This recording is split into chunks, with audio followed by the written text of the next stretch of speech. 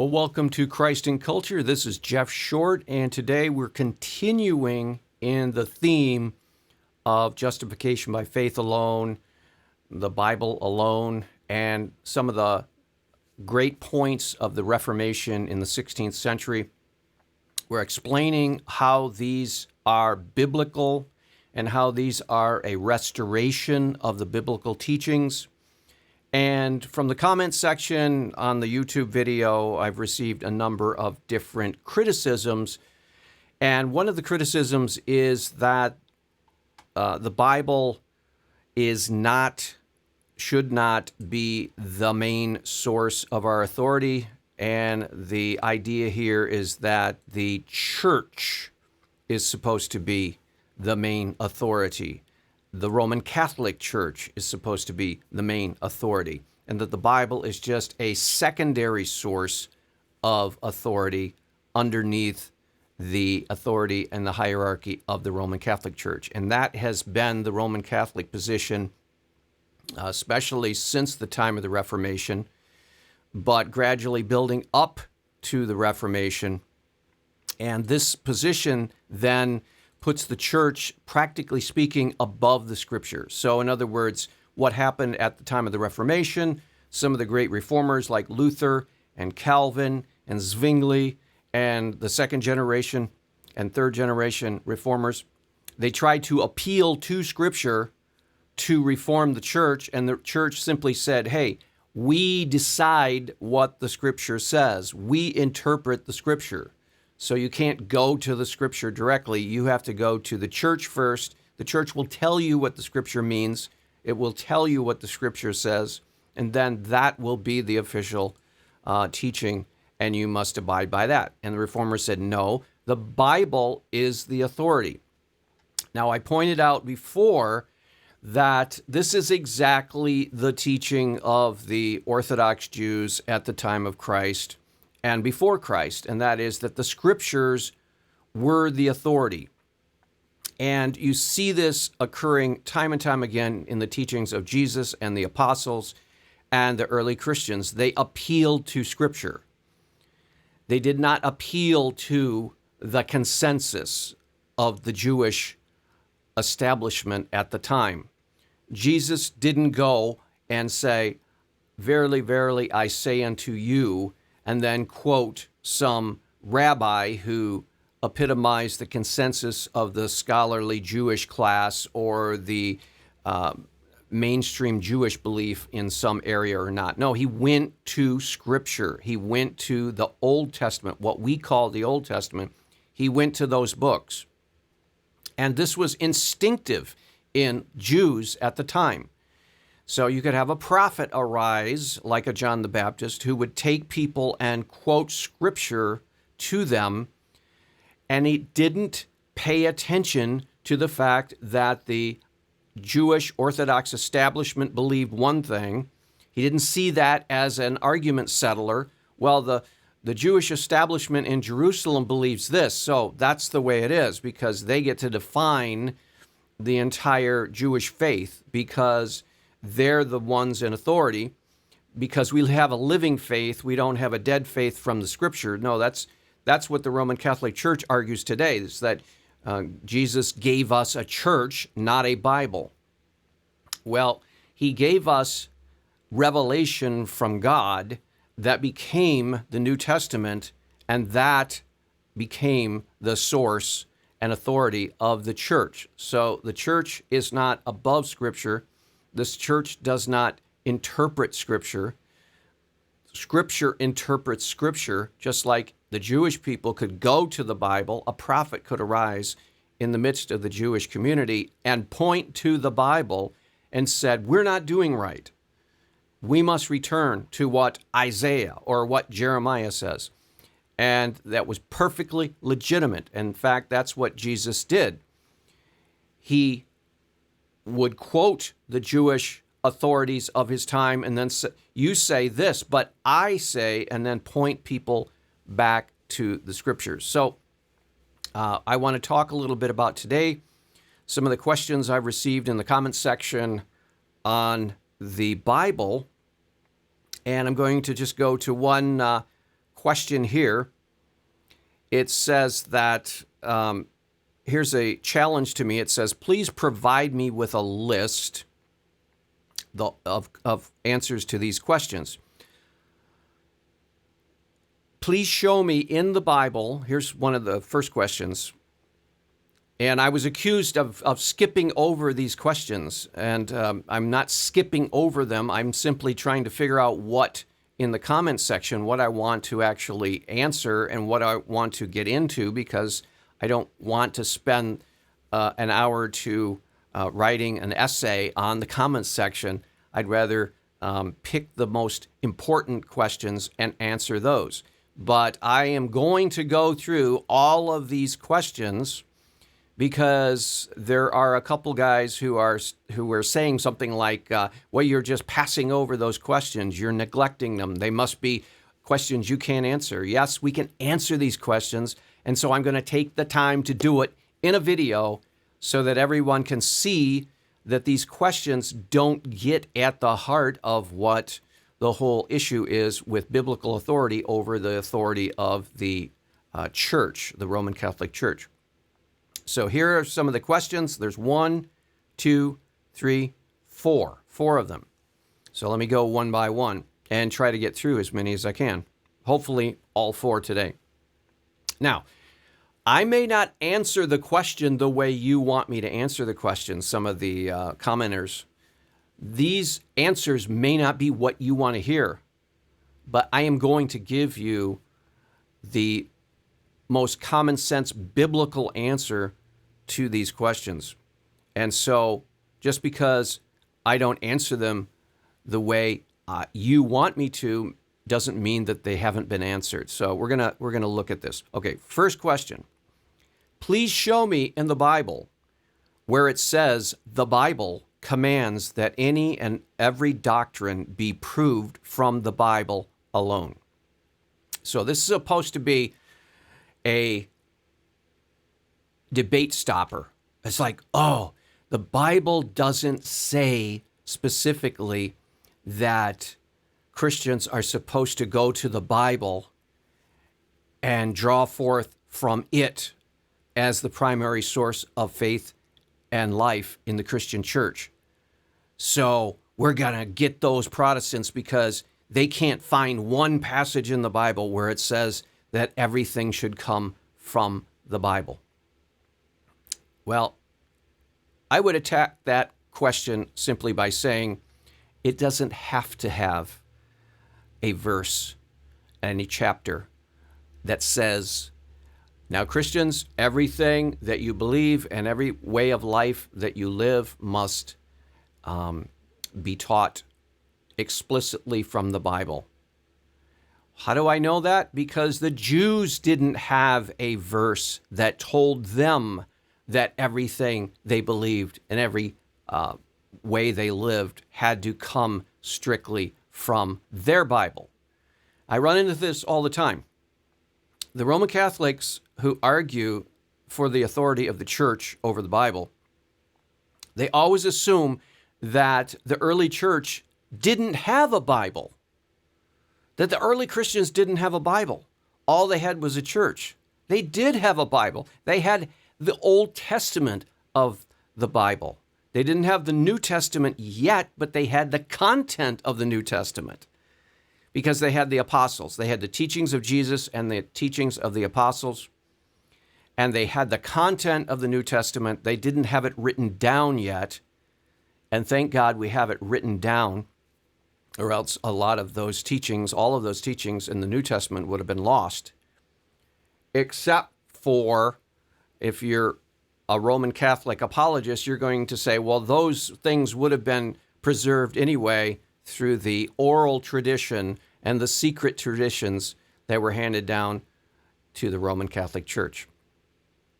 Well, that's simply not true, because if you look at the early councils, the church fathers and theologians at the councils went back to Scripture. So they needed Scripture, and they needed the Old Testament. They needed the forming canon of the New Testament. They needed all of these sources. And so it's not true to say that the early church didn't have a Bible. They certainly had all of the Old Testament, and then they had the gradual formation of the New Testament, and they had the content of the New Testament. That's the key.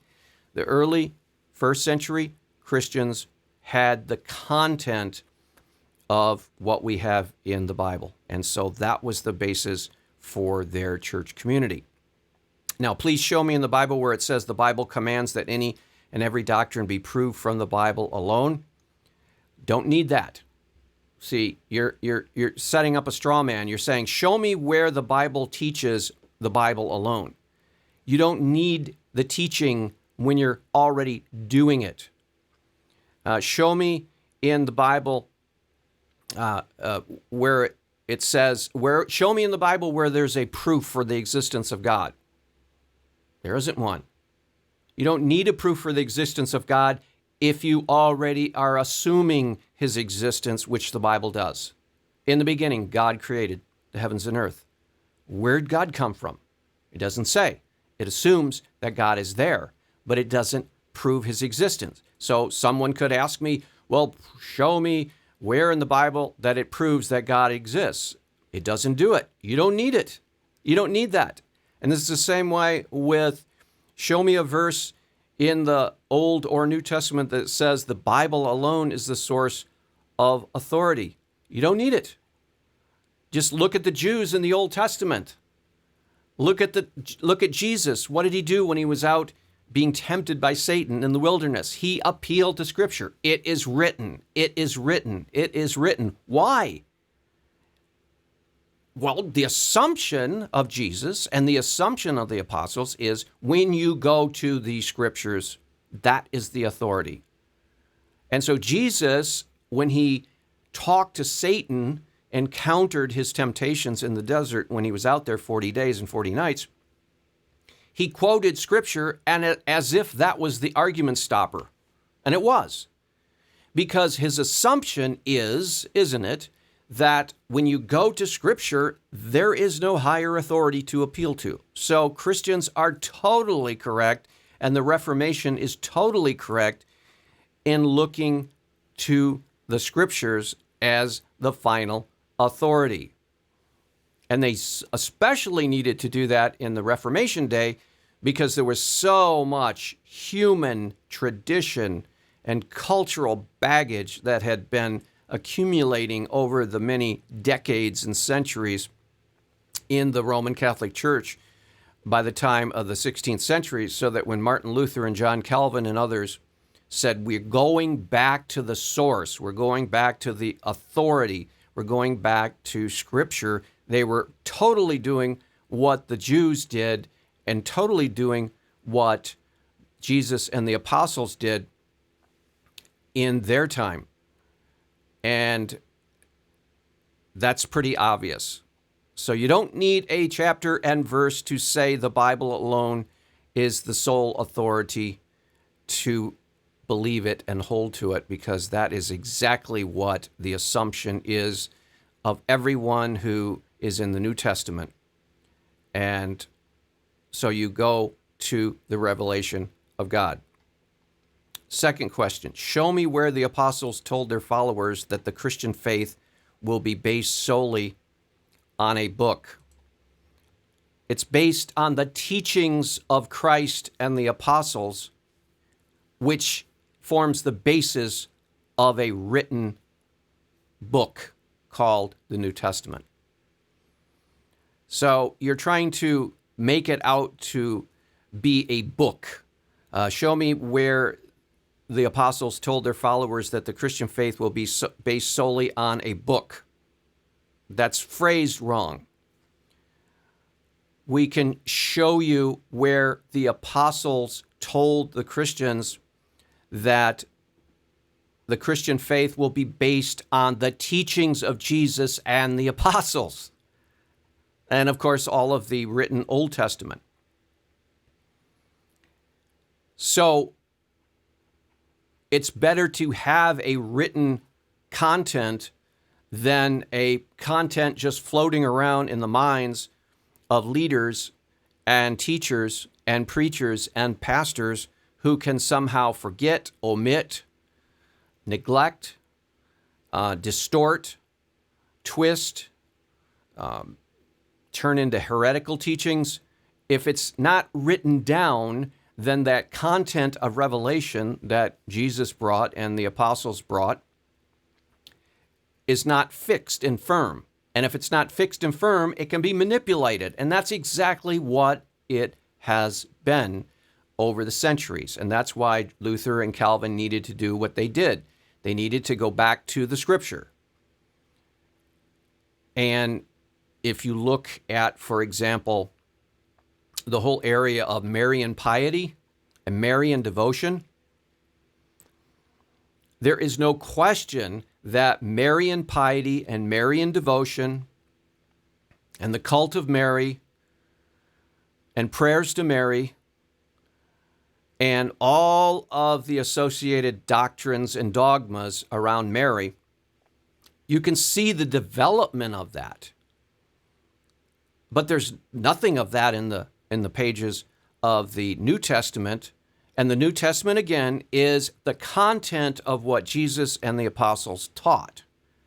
So you have the content in a written form called the New Testament, and we don't have any of the teachings about this Marian piety, Marian dogma. We don't have anything about the Assumption of Mary, the Immaculate Conception of Mary, and all of these teachings, co-redemptrix, co-mediatrix. We don't have any of that. That all came in historically through the pressures of culture and history. And just like I was talking about before, when you don't have a fixed content of revelation, and all of the revelation is solely just banging around in the heads of the church leaders and pastors and preachers of the time, then when it gets passed down, it gets distorted. And that's exactly what happened in respect to Mary. Marian piety and devotion today is nothing at all. There is no connection with what was taught in the first century about Mary. And we know that from the pages of the New Testament, which is the content of revelation that Jesus and the apostles brought. So, show me where the apostles told their followers that the Christian faith will be based solely on a book. It's based on the content of the revelation of Christ and the apostles, which were later written down and compiled and collected in a book called the New Testament. So you have to be careful on how these questions are framed, because they're trying to set up a narrative that then they can pick apart. But if you look at the Jewish faith at the time of Christ, you look at the Jews, they looked to the Old Testament as their authority. They appealed to the Old Testament as their authority. And they didn't have any specific teaching in the Old Testament that says this book is the only one you should look to. But when you look at what they actually did and practiced throughout the centuries, the faithful Jews, that is exactly what they did. And by the time of Christ, there had been all of this human teaching, man-made traditions and customs, and Jesus criticized that. And he says, you have all these laws that you have come up with, and you have the Pharisees and the scribes and the Sadducees and all of the Jewish authorities had come up with these traditions of man that they had piled onto the biblical teaching, and Jesus and the apostles had to come through and basically shave off all of that, because by the time of Christ and the apostles, that had distorted the Jewish faith. And then, of course, Jesus was always at odds with the Jewish authorities because of the way that they had brought their own baggage into the faith. So, yes, looking to the Scriptures alone is the only sure way of getting the content of revelation that God gave. It says, third, show me where Jesus gave instructions that the Christian faith should be based exclusively on a book. Don't need that. You don't need that. He established the church, but you're asked what the real question should be: did Jesus expect the content that he gave to the world as far as revelation and the content that he shared with the apostles, did he want that to be preserved in purity, or did he just want that to bounce around in the heads of church leaders and pastors and preachers and so forth in a oral form that can easily be distorted? No, he would want the content that he delivered. He would want his Sermon on the Mount. He would want the record of his life, death, burial, and resurrection. He would want all of the content of the Christian faith preserved in its purity. He didn't have to go into detail and say, now I want you to put this down in a book so that you don't distort it and so you don't forget it. No, you don't have to go into that much detail. People are smart enough to know that that needs to be done anyway. And so the early church, after the death, burial, and resurrection of Christ, they operated on the Old Testament. They had a written Old Testament, and then they took the content of Jesus Christ and his teachings and the apostles and the revelation Christ gave to them. And over time, they put that content into written form.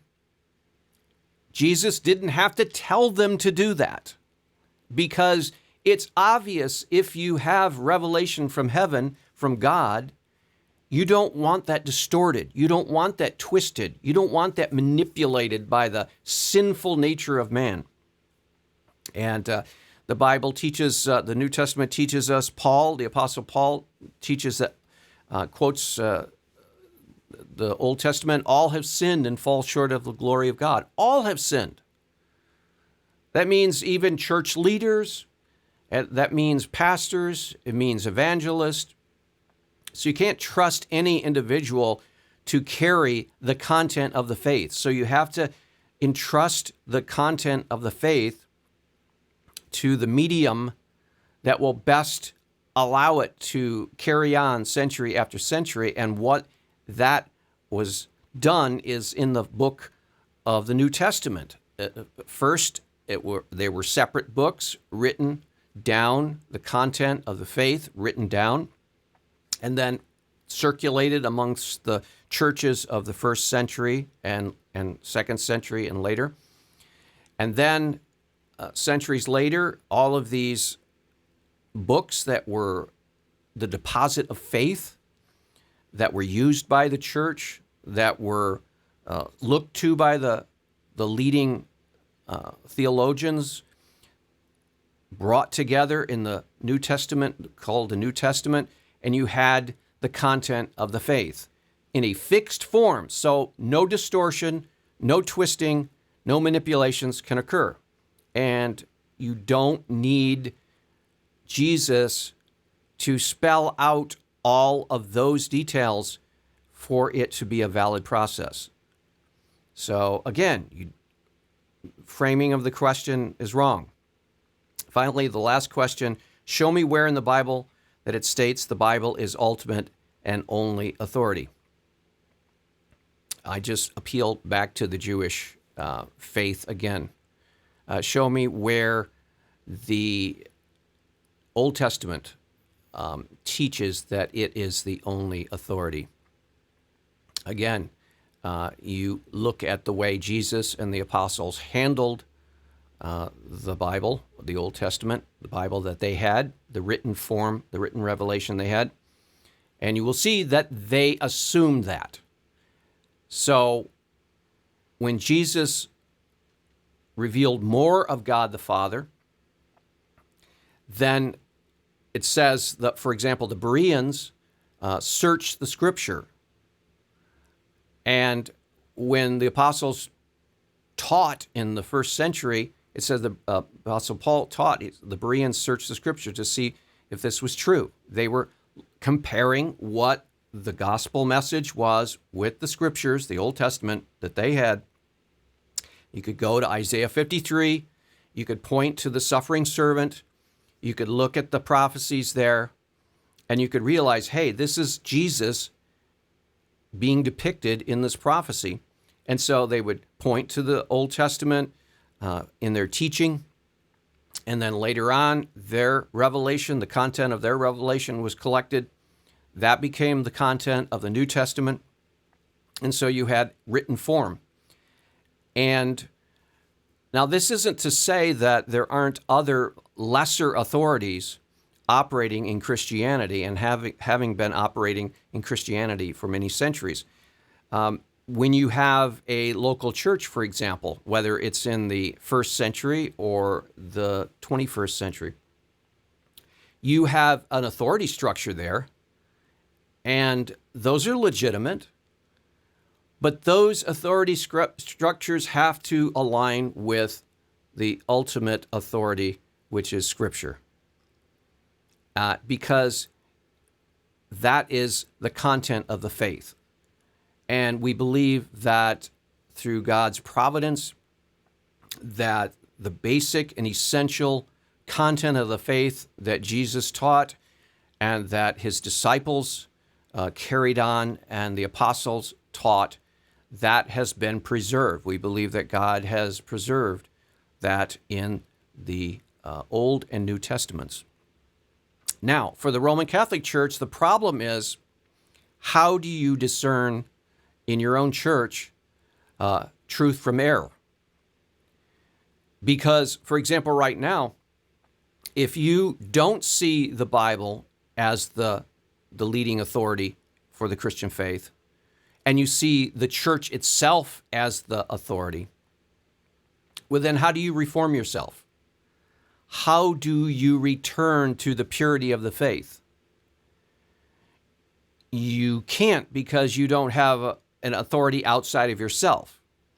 So that's the big problem in the Roman Catholic Church today. They have no means by which to reform themselves. Pope Francis can take something like the death penalty, for example, which is clearly taught in the scriptures as justified in certain cases of first-degree murder. And Pope Francis can come along and say, the death penalty now, it's sinful. He can contradict the content of Revelation in the Old Testament and in the New Testament. And he can also contradict the church's own authoritative teaching, the secondary church's secondary authority, and just say, no, that I'm abrogating that, and now I'm saying that it's a sin to administer the death penalty today in the 21st century. And how do you reform Pope Francis without the Bible? Because if you say, well, the church has always taught this, he can say, yes, but I have added to and corrected a wrong emphasis in the church. See, if he's the authority, if the church is the ultimate authority, you cannot reform it. You need an external point of reformation in order to reform it. And those are just some of the reasons why the Protestant Reformation was correct in trying to point people back to the Bible instead of just the church as the sole authority. Well, I hope that's been a help in answering some questions. We'll see you back next time on another edition of Christ and Culture. God bless.